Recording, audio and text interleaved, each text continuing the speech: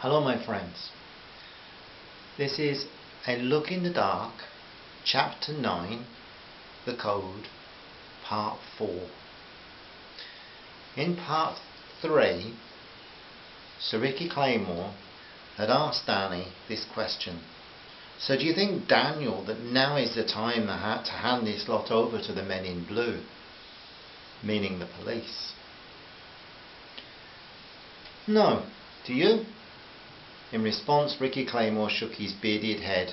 The two men looked at each other. What are you thinking, Danny? To be honest, Ricky, I'm scheming a bit. I took an Irish record deliberately, and what I'm thinking is that we could possibly do a little investigating over there.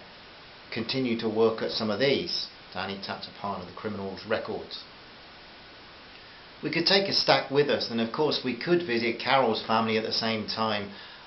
I guess I'm trying to take advantage a little, but I just want to help Carol's lot out. Her mum and dad are great people and they wouldn't approve at all of her uncle's activity, but they are affected by it. I understand perfectly, and I think it's an excellent idea. I think there's something else to think about too. If we went to the police with these files, we still could not be sure about how it would be handled. We really have to hand it to them in a language they understand.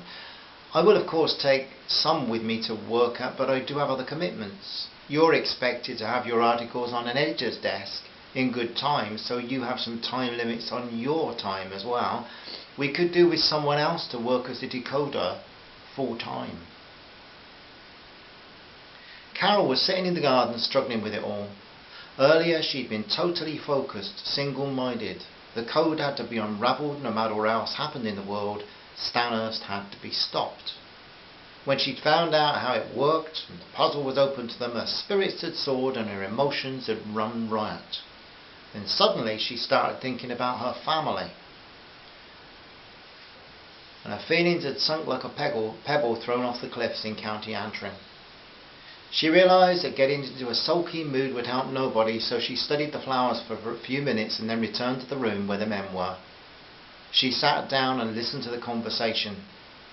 They were talking about the reasons they wanted to puncture the trade that Stanhurst had organised. Danny had suggested that it would be better ecologically to have a wasp's nest in the kitchen than to have the Major on the loose to ruin the natural cycles. Ricky felt that the animal trade was as much as a threat to the fabric of life woven round planet Earth as a nuclear bomb.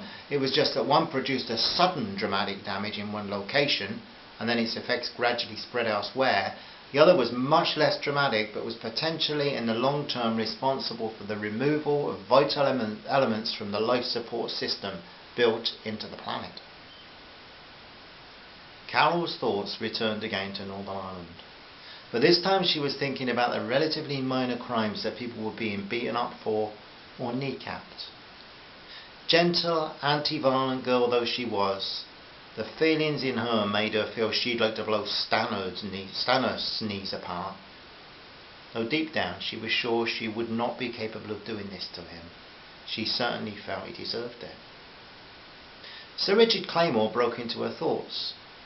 Got any good ideas, dear girl? We think we could do with someone working full-time at the records, someone to help out because it would help us to accelerate the process. Do you know, Carol, that Ricky's decoding has amassed the identity of a man who will get hold of large cats alive or stuffed at a collector's request? And I have here in my hand the details of a guy in County Tyrone called Michael O'Connell, and he claims to be able to get hold of raptors on request, that is adults, young or eggs. He supplied Stanhurst with hen harrier chicks among other birds. It would make you cry. Just thinking about what that evil pig is at and all this to lie in his pockets. We don't think he ever even sees the birds, but he makes the arrangements and then he counts the cash. In his case, he doesn't want to get caught with the birds, so he lets others take all the real risks. Just a handful of these sheets of paper is enough to cause insanity. No, Danny boy. But we would go insane if we weren't going to expose him and his cronies. What's this about doing some work on the records? I didn't get you Uncle Ricky. Well, Carol, I've been expressing my thoughts to your good husband here. That what he needs is an intelligence department. Oh, I've been telling him for years he needs help in that area. That got a laugh from both men. Carol was getting her thoughts in line again. Seriously though, dear girl, I will take some records with me, and as I care for my other arrangements, I will take time with it, and you too. He paused and looked at Danny. Well, you two can take some with you as well. Why? Where are we going? Ireland, beloved. Danny's smile was wide, but Carol's eyes seemed to open even wider. How? Why? When? How, I'm not sure. Why, to investigate Michael O'Connell. When? Yet to be decided. Pleased to see the response of his adopted niece, Sir Richard Claymore explained again. So you take some records with you, but we could have someone keeping going the whole translating, decoding, or whatever you like to call it, full time, while we pursue other things that must be done. So have you got any ideas about who? Someone to run an intelligence department? Big round that. Well, dear friends, we have a financial department. No, Danny quipped, but you do, Ricky. Well, we have one anyway. We have an investigation and research department. He pointed at them both in turn. So what we need is a body working away at these photocopies of incriminating information while we're doing whatever we need to do. Anyone you could recommend, dear girl? Carol noticed that both men were looking at her and expecting her to come up with some suitable person. Yous two are a laugh a minute. If I came up with anyone, you would say they couldn't be trusted. Danny protested loudly. Now that's not true, Carol. You know I have great faith in your judgment of character. Carol was laughing. Sure, Danny boy, like Theo? I didn't say you were wrong, did I? I just said I couldn't be as sure as you, that's all. Ricky, ever the diplomat, offered a calming comment. Well, dear friends, I think you must both be the very best judges of character to end up with each other. You're a flatterer, Uncle Ricky.